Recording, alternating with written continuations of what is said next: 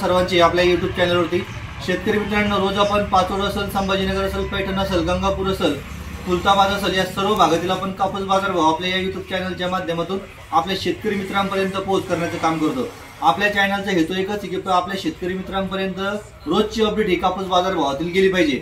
अशा पद्धतीने आपण आज आहोत अहिल्यानगर जिल्ह्यामधील शेवगाव या तालुक्यामध्ये आणि आपल्या सोबत या शेवगाव तालुक्यातील प्रसिद्ध असे व्यापारी आहेत। त्यांच्याकडे जाऊयात आपण आणि त्यांना प्रत्यक्ष विचारूयात की त्यांचा मागील वर्षाचा अनुभव कापसा संदर्भातला काय आहे आणि आताचा काय आहे। तर सेठ, तुमचं नाव सांगा अगोदर पूर्ण, थोडं जवळ आहे वाटलं तर। माझं नाव महेश गांधी। बरं सेठ, तुम्ही किती वर्षापासून कापूस खरेदी करता? मी साधारणतः 20 वर्षापासून कापूस खरेदी करतो। बरं, खूप अनुभव आहे तुमचा। 20 वर्षापासून तुम्ही आपल्या शेवगाव परिसरामध्ये करताय।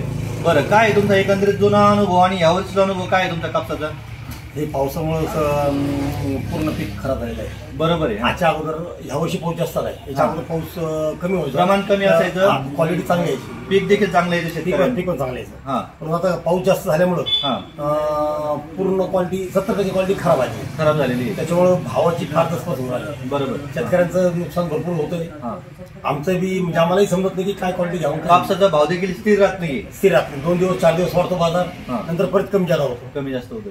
बरं, एकंदरीत कापसाची स्थिती काय, आवक कशा स्वरूपात आहे दरवर्षीप्रमाणे आणि यावर्षीची आवक कशी आहे कापसाची? दरवर्षीप्रमाणे यावर्षी आवक कमी आहे। लोकांचा माल पूर्ण खराब झालेला आहे। बरं, थोडाफार आहे तर त्याला व्यवस्थित भाव नाही आणि व्यवसायाचे पैसे वगैरे सगळं जर मिळालं तर सगळं जर खर्च एकंदरीत पाहतो तर शेतकऱ्याच्या हातात काही येत नाही, आम्हालाही समजतंय। बरोबर आहे। मागच्या वर्षी पाऊस कमी होता, क्वालिटी चांगली होती, ऍव्हरेज भरपूर होतं, बरोबर, तर माल पण भरपूर होता, धंदा घेत होता। मित्र, आपण बघितलं की शासनाने आजपर्यंत CCIचे केंद्र सुरू केले नव्हते, पण या 4-2 दिवसात सुरू केलेले।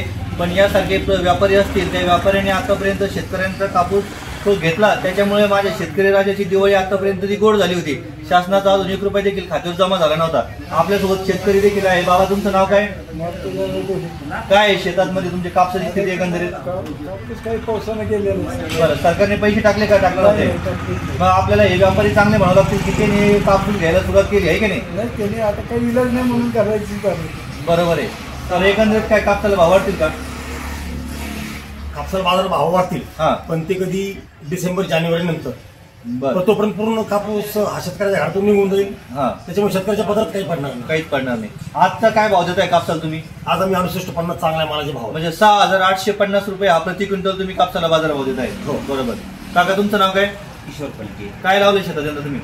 कापूस। बरं, कशी एकंदरीत स्थिती कापसाची? 70% गेलेलंच आहे।